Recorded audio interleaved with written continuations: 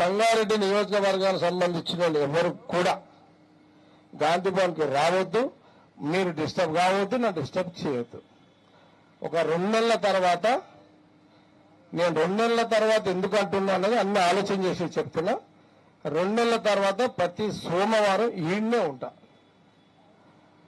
నేను ఇప్పుడు హైదరాబాద్లో 2 రకాల పని చేస్తున్నా. ఒకటి, వచ్చే పండుగలకు పైసలు సుధరాయించాలి. 2, ఇప్పటిదాకా పండుగల కోసం పంచిపెట్టిన పైసల కోసం అప్పులు తెచ్చినే కట్టాలి. అప్పులైతే కట్టాలా లేదా? లేదు ఇట్లా అప్పులు చేయమంటారు నన్ను, లేదా నువ్వు చేసి ఇట్లనే అప్పులు చేస్తూ ఉంటే నేను తగాస్తామని చెప్తే అట్లనే సరే.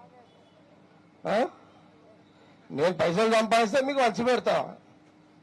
దొరికినోనికి, అదృష్టం ఉన్నోనికి దొరుకుతాయి, టైం రాశి లేనోనికి దొరుకుతాయి.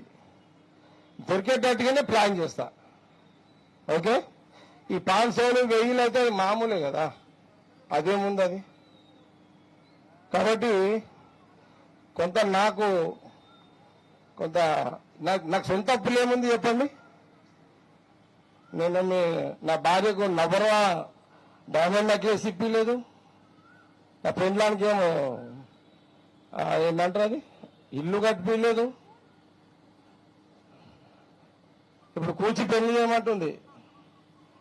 ఒకటే చెప్పింది, ఫస్ట్ నువ్వు పైసలు సుధరాయించి పిల్లగాని చూడని చెప్పింది నాకు. ఫస్ట్ దత్తిగాడు 10 రోజులు నిన్న చెప్తున్నాడు వాడు, నాయన నాకు ఒక 60 లక్షలు కావాలి, ఒక బిజినెస్ చేసుకుంటా అన్నాడు. ఇస్తాను 3-4 నెలలు అయింది. నేను వానికి ఎట్లా ఆలోచన వచ్చిందో అని వచ్చింది దానికి. నువ్వు ఒక పండుగ అనుకోని నాకు ఈ రాదు అని అన్నాడు వాడు. అంతే అడిగా. అర్థమైంది ఎవరికన్నా? ఏం రాదండి, అర్థమైందా? ఏం రా శేఖర్, మా శేఖర్ క్లాస్మేట్ అని నువ్వు అనుకుంటున్నావు. నా పరిస్థితి నీ దగ్గర ఉందిరా నాయన. అదేమన్నాడంటే, దత్తు నువ్వు ఒక పండుగ అనుకోని నాకు ఇచ్చే ఒక 60 లక్షలు నేను చిన్న బిజినెస్ చేసుకుంటా అని అన్నాడు. మనం దసరా పండుగ ఖర్చులు ఎంత పెడతాము? సేటు ఈయన ఎక్కడ పోయింది? ఆ సేటు